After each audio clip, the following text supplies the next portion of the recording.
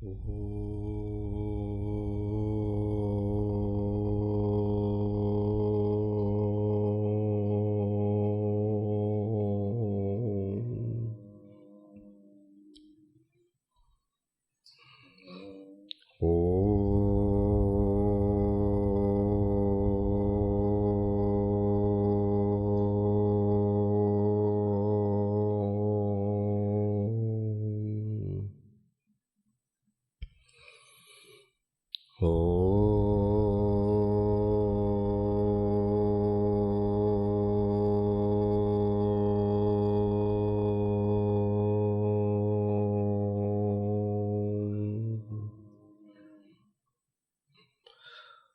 Shri Ganeshaya Namaha.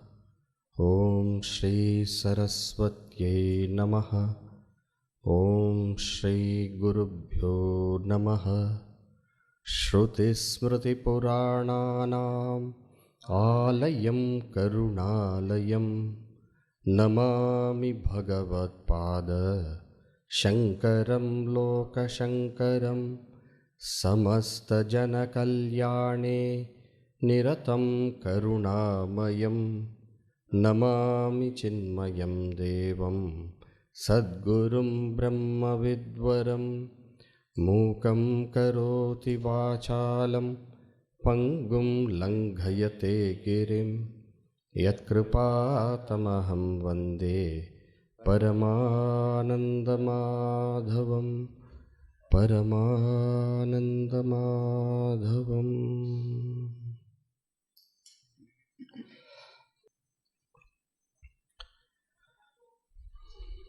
There are some addictions in life. Yes? Those who drink tea daily or coffee daily, they need to drink. Though I did not drink daily, many years back, I drank this most addictive Bhagavad Gita. When I was taking the Vedanta course at Sandipni, some 6 years back, I think, one of the texts that part of the course syllabus was a Bhagavad Gita. There are so many texts we study in Sandipni, starting from Tattva Bodha, Atma Bodha. Sandipni is the Gurukula of the Chinmaya mission. Okay? And around the end, completing to the end, but starting somewhere, it's a 2 years course, so 1 year, 2 months or so around that time, the Bhagavad Gita begins. So as the text was going on, well, you study it many times, no doubt, but when you take, something happens. And from that time onwards, I was thinking, when will I start studying again? What did I say? When will I start studying again? And you all gave me the opportunity to study. Actually speaking, the first student for Master Gita, Master Life is me. And I invoke Bhagavan Shri Krishna's grace and blessings so that I learn well. And as I am learning, you all will be overhearing me. I am loudly going to learn, loudly going to speak my reflections, and all of you are going to overhear. So first of all, my heartfelt gratitude to all the students of Master Gita, Master Life, starting with me, for creating this opportunity to study this most sacred, practical, wisdom brimful filled. I can't call it text, I can't call it a treatise. Only I can say the very essence of wisdom, that is Bhagavad Gita. Pujya Gurudev Swami Chinmaya, my guru, he used to define life. Before we talk of master life and all those things, what is life? He used to define life is a series of experiences. Can you repeat what is life? Life is a series of experiences. Series. River is a flow of water. Is it not? In the same way, when experiences flow,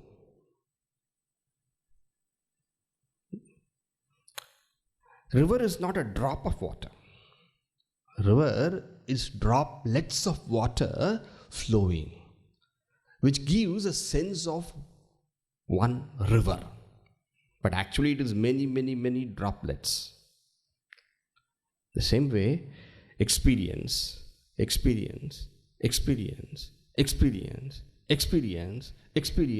flowing creates a unitary experience or a unitary single appellation you give for such a flow of divergent, disparate experiences, and together you give a term called life. Is it not? And that life we divide into years, we divide into months, we divide into weeks, we divide into days. How was your life? How was your life today? Now it's evening, right? 7:30 almost we are. How's life? When people ask the question, how's life? How do you answer? You take into consideration the experiences that you had from morning to now and say, so. Is it not? So the answer to how is life depends upon the experiences that you have had till now. When the experiences are happy, we say happy life. When the experiences are sad, we say sad life. But truly speaking, no person's life is fully sad or fully happy. Agreed? No person's life. A person may be the poorest of the poor, but there is laughter in that person's life also. A person may be richest of the rich, but that person also says, I am sitting alone in this large place. No one here. It is Christmas.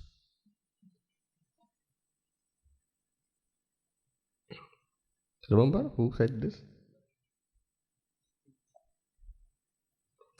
Happiness and sadness are part and parcel of life. They are inescapable, so to say. Now the question is, if happiness and sadness, both of them are going to be part and parcel of life, it is a fact, still what is our natural pursuit? Please think. What is our natural pursuit? Happiness and sorrow are there. But what is the natural pursuit of each one of us? The natural pursuit is increase happiness. Yes? If possible, make it full happiness. and reduce sorrow. If possible, put an end to it. Is it not natural? Is there anybody here who says, this is not what I feel about my life? We all want to become happy and get rid of sorrow. It could be anybody, man or woman. It could be age any, young or old. It could be any gender I said, any creed, any religion. It could be any state. It could be any nation. It could be the human being of tomorrow, of the future, or the human being of the past. And therefore, this universal, I'm using the word universal, this universal calling. Why universal? Not limited by gender, not limited by nationality, not limited by age, not limited by any man-made or natural feature also. Remember, this is not only human being related. An ant is going. Where is the ant going? You can close your eyes and tell. Where is the ant going? Ant is going for happiness. Correct? Or going away from sadness. These are the only two things. Just go to the main road and watch those vehicles going, and somebody asks, where is that person going? Or where is this person coming? Only one. What is that? Away from sorrow towards happiness. Do you all agree? Why did you all come here? You may say, Swamiji, Bhagavad Gita, this, that, but I will tell you the truth. And that is, you came in search of happiness and to be free of sorrow. This universal calling, this undeniable, indeniable. What is the word? This undeniable, unhesitant, overriding pursuit. Once you accomplish it, then we say the person has accomplished the goal of life. We use the term goal of life, Purushartha. When you study, you will find lots of words like this. But I can assure you, there will not be more than 1,000 words. Some of the words you will know. Some of the words will be new. Never be afraid of a new word. Never be afraid of a new word. When you get a new word, immediately note it down.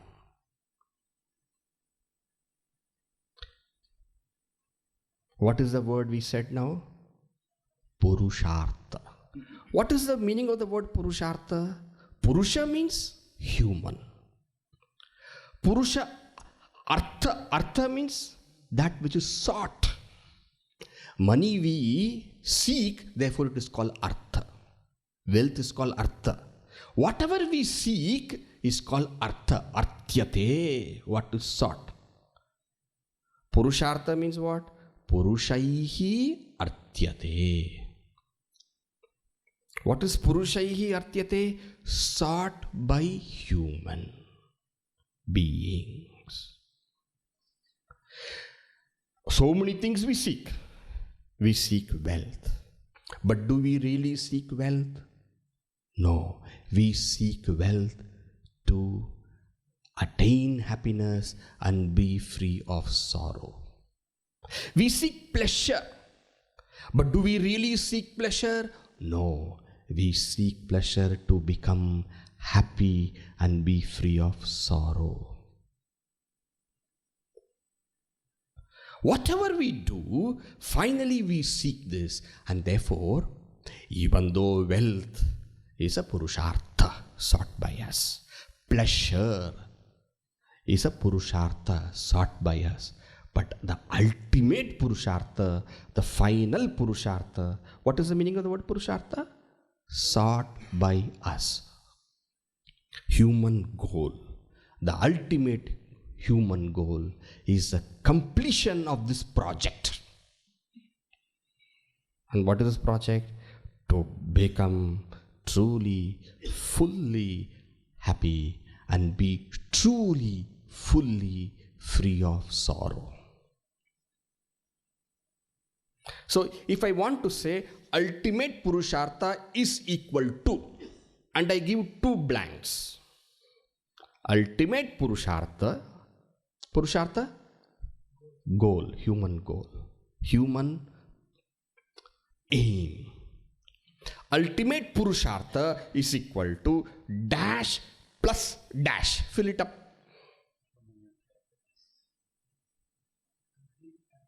Complete happiness. First dash is correct. Second dash, or let us put complete attainment of happiness plus complete freedom from sorrow. Shall we say this again? Ultimate Purushartha is equal to complete attainment of happiness and complete freedom from sorrow.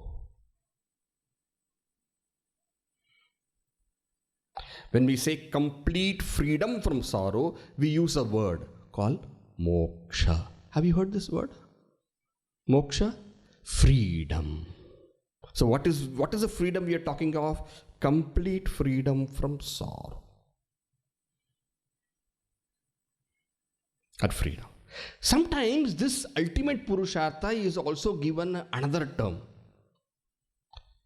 Brahma Prapti. Have you heard this? Attainment of Brahman. That attainment of Brahman is with respect to the first one. And what is Brahman? Brahman means biggest, complete, full. And that is what? The complete happiness. So when you say Brahma Prapti, what are you saying? You are saying attainment. Brahma Prapti means attainment. Prapti, attainment. My suggestion is that in every session, those of you who are attending should have a separate book of Sanskrit dictionary. What, Swamiji? Separate book of Sanskrit dictionary? Don't have to purchase any new dictionary. You make your dictionary. And I told you how many will be the maximum number of words? 1,000. 1,000 means in Bhagavad Gita 1,000. Bhagavad Gita probably 250. 300. But your entire Vedanta dictionary for all of us will not be more than 1,000. If you don't have a dictionary like that, start today. Start today, start now. What are the words we saw? Purushartha. First word. What is the other word? Moksha. What is the third word? Brahma Prapti. 3 words. Shall we see the 3 words again? Purushartha, Moksha, Brahma Prapti. So now let us put this English plus we made na. Ultimate Purushartha is equal to attainment of complete happiness plus freedom, complete freedom from sorrow. Now let us put that in Sanskrit now. Except for plus, everything should be in Sanskrit, okay? Parama Purushartha. Ultimate is Parama, okay? Parama Purushartha is equal to, what would you say? Brahma Prapti plus moksha. But beauty is that this plus moksha is not 1 plus 1. That very Brahma Prapti, when you say complete joy, what does it mean? No sorrow. That plus is only illusory there. Actually, there is no plus. Parama Purushartha is equal to Brahma Prapti is equal to moksha. Swamiji, what did you say? I did not understand. What I am saying, complete happiness means naturally no sorrow. And therefore, there is no need to say complete happiness plus no sorrow. Because complete happiness is itself no sorrow. And therefore, Parama Purushartha, the supreme human goal. Don't think the supreme human goal, somebody gave us that goal. Did anybody tell? No. It is natural to us, inherent to us. The supreme goal is equal to Brahma Prapti is equal to moksha. I would like all of you to say this with me. Okay, shall we say it together? We will say it 3 times so that you don't have to make any effort to memorize. Okay, 3 times. Parama Purushartha is equal to Brahma Prapti is equal to moksha. Again.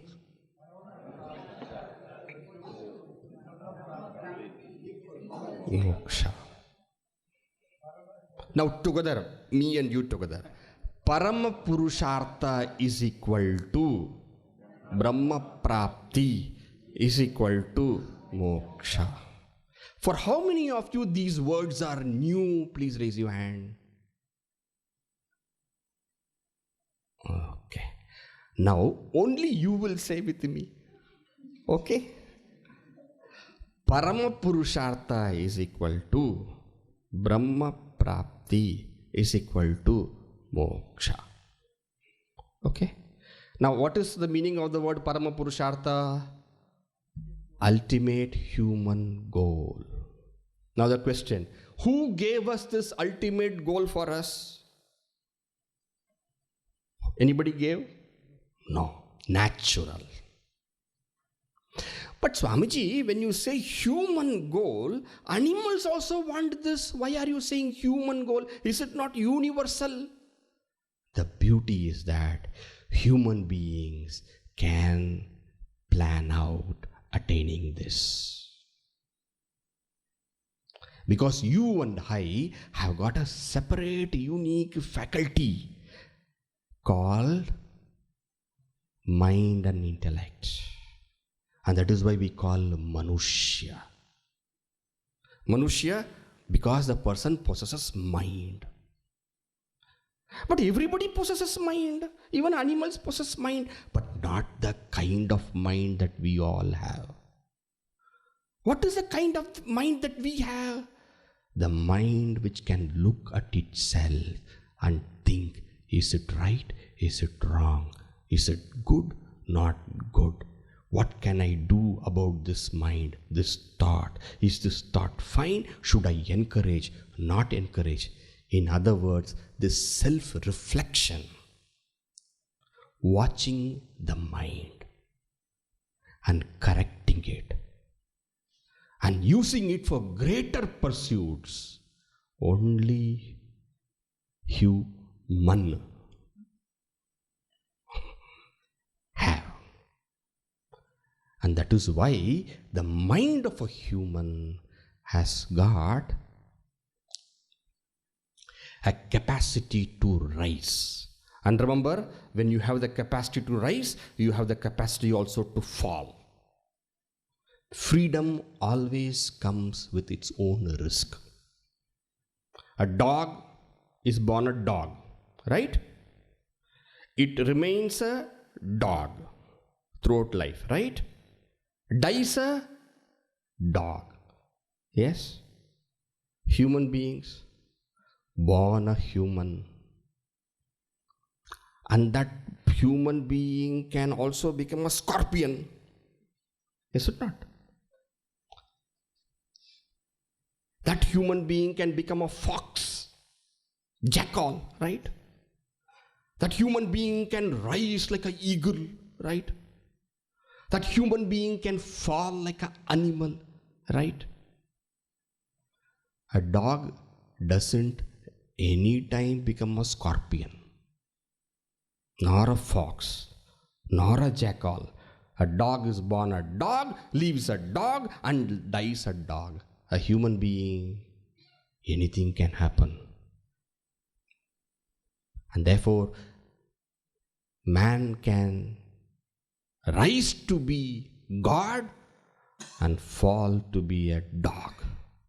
Both is possible. Freedom comes with its risk, but freedom comes also with its blessing. And therefore, even though mind is there for animals also, we don't give the term like how we say Purushartha. We don't say Mrigartha. Mriga means animal. Mrigartha. No. Purushartha is there only for human beings. Accomplishment is there only for human beings. Because we have the freedom to accomplish. So Purushartha we saw. What is Purushartha? Purushartha, Parama Purushartha we saw. Why is it Parama Purushartha? Because that is truly what we ultimately want. And we defined what is Parama Purushartha. And after Parama Purushartha we saw why it is called Purusha, why it is termed Purushartha. Because you can accomplish. Why is it that human beings can accomplish? Because we have a unique faculty gifted by nature. Now the question comes, how do I attain this Parama Purushartha? Do I have help? Do I have assistance? Swamiji, I know what you're going to tell. You will tell that help and assistance is Bhagavad Gita, correct? Yes or no, Swamiji? That means to accomplish the highest aim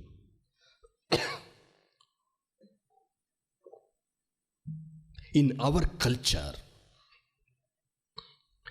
is enshrined in our culture. Okay, in our culture means the Indian culture, in the Indian tradition, is enshrined in the Veda. Veda. I am not telling Bhagavad Gita, okay? What I have told you, I have told the word Veda in this tradition, in this culture. The word Veda itself means knowledge. Knowledge. It comes from the root vid, which means to know. Veda. Okay. And therefore,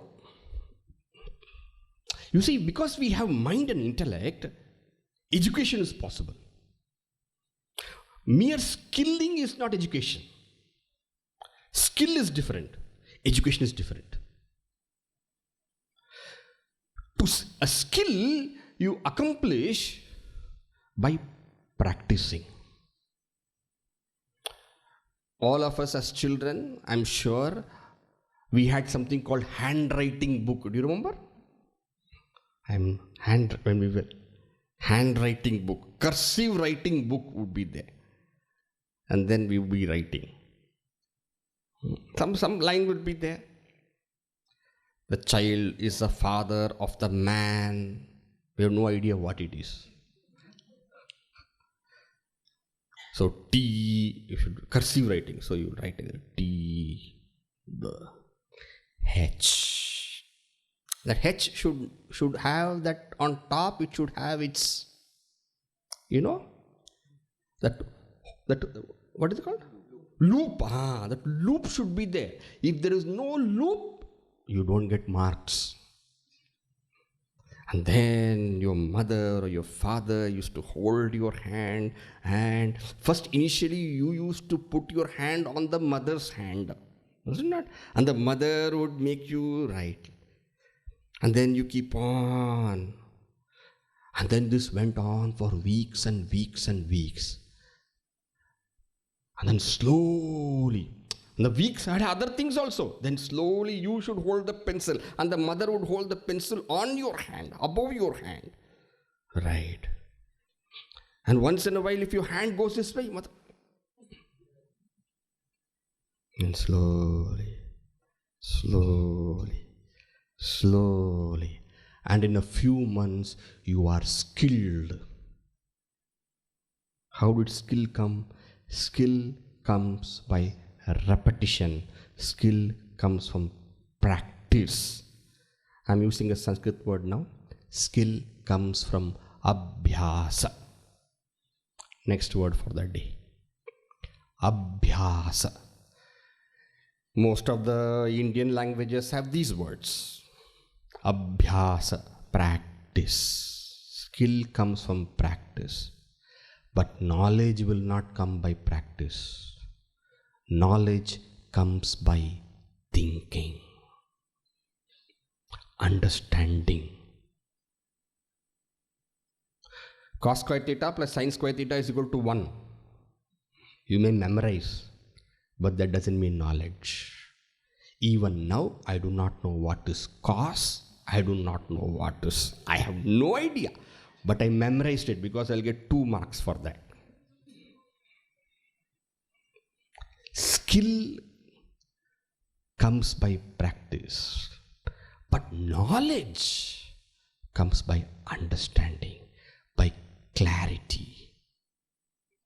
And the texts that epitomize, that contain, that collect the entire wisdom have been called by the term Veda, which means knowledge. And this knowledge is vast, huge, because that is a collection of the entire knowledge. Huge. Even one subject is lot. All subjects put together, huge. And especially Veda deals with those subjects which you cannot readily know through your senses. That is a uniqueness about that Vedic knowledge.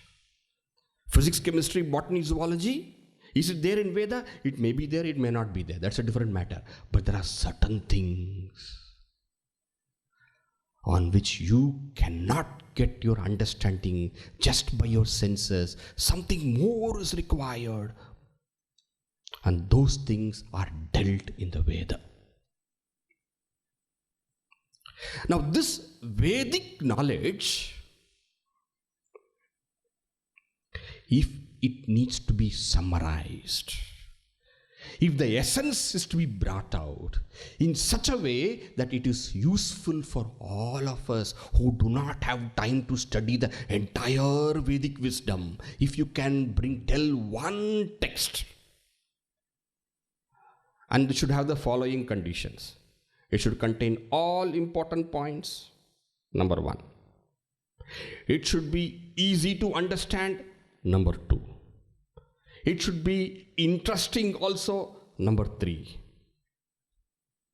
And it should have the facility where I can ask questions, number 4. It should have pinpointed answers to queries, number 5. And then it should tell me how I can master it, so that I can master my life. Because I am a human being, I require knowledge. Then that one text is Bhagavad Gita. Swamiji, finally you told the same thing. What to do? Truth I have to tell. Master Gita is get knowledge of Gita. Master life is transform your life. And what am I doing? I am loudly reflecting. And you are, what are you doing? Overhearing. Alright? So let us together master the Gita with her grace and blessings as much as possible. Master and all are big words. For promotion they use such nice words. And somebody said in 2 years. 2 years, na? 2 years. 20 months. Less than. Many of us have started the journey. It is not that new. Many of you, I know a lot of people here, I know also online, who have been students of the Gita. One person here told me his life is a president of that club also. Let us walk forward with the grace of Bhagavad Gita, with the grace of Veda Mata, Bhagavad Gita, Mother, Guru's grace. And we are all studying in the birth home of Adi Shankaracharya, the great blessings. And let us sincerely put forth our best. I am sure the Lord will truly bless us.